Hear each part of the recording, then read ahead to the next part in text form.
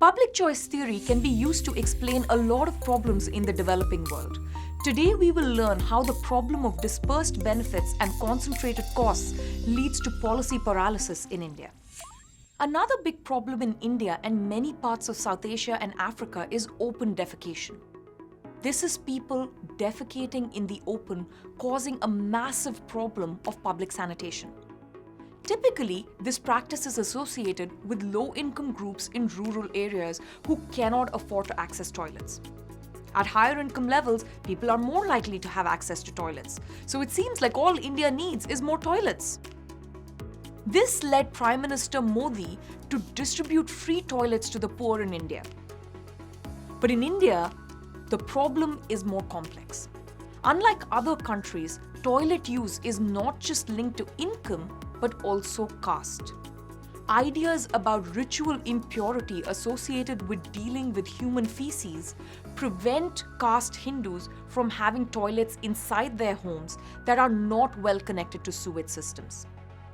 The reason is that if toilets cannot be flushed away but need to be cleaned with manual pumps or hands, they would be considered impure. So caste Indians would rather defecate in the open than use free toilets that are not connected to the sewage system or where the waste cannot be simply flushed away. So it is not just toilets, but also the disposal of the waste that is critical.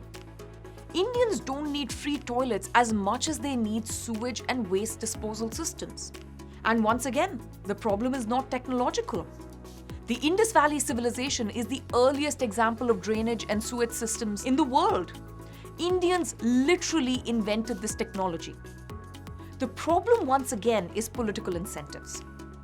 First, building sewage systems takes years of digging and disruption of life, especially in congested urban areas. All the costs are borne in the present, while the benefits through better sanitation will be reaped in the future, often by children yet to be born. You've heard of special interests lobbying for corn or sugar subsidies in the United States because the benefits are concentrated for a small group of producers while the costs are dispersed across a large number of consumers.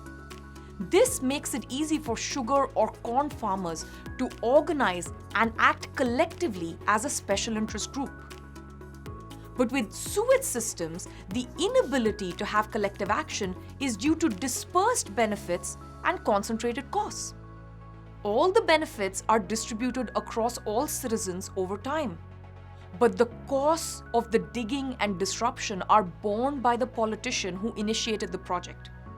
The disruption may lead to loss of popularity, even elections. Even in London in the 19th century, it was not easy for elected officials to act swiftly to improve water treatment, sewage, and draining systems, despite the cholera epidemics and River Thames turning into a giant sewer. This kind of policy paralysis is even seen in developed countries. All these problems of collective action show that the issue is not one of technology or even resources, but of incentives and institutions. Often, economists try to solve the problems of special interests or collective action or transitional gains traps by assuming the problem away. Many economics models begin with assuming a benevolent dictator. We have only one visual for this idea of a benevolent dictator: Lee Kuan Yew of Singapore. He's considered the savior of Singapore. But assuming benevolence from dictators is not working out too well for the 49 countries in the world currently under dictatorial regimes. Once again, the problem is incentives. What are the incentives of a dictator? To stay in power. So dictators, like others, are also self-interested and pursue their goal of staying in power. If we solve the problem by allowing dictators to stay in power for a long time, then maybe sewage systems would be built. Let's take a trip to Uganda, where Yoweri Museveni is now in his 6th term and has been in power since 1986. But in Kampala, the nation's capital, the urban sewage system covers less than 10% of the city's population. Remember, his incentive is to stay in power, And clearly, building better sanitation systems does not help him with that goal. These are some of the ways by which we can understand and perhaps solve development problems across different regions in the world using public choice theory. Concepts like the bootleggers and Baptist theory of regulation, transitional gains traps preventing reforms, dispersed benefits and concentrated costs leading to policy paralysis, or concentrated benefits and dispersed costs leading to special interests, all help explain some of the big problems in the developing world, like open defecation, low agricultural productivity, lack of electricity, immigration restrictions, and so on. Most importantly, policy solutions can never be transplanted. And to be a good development economist and policymaker, insights from public choice theory are critical.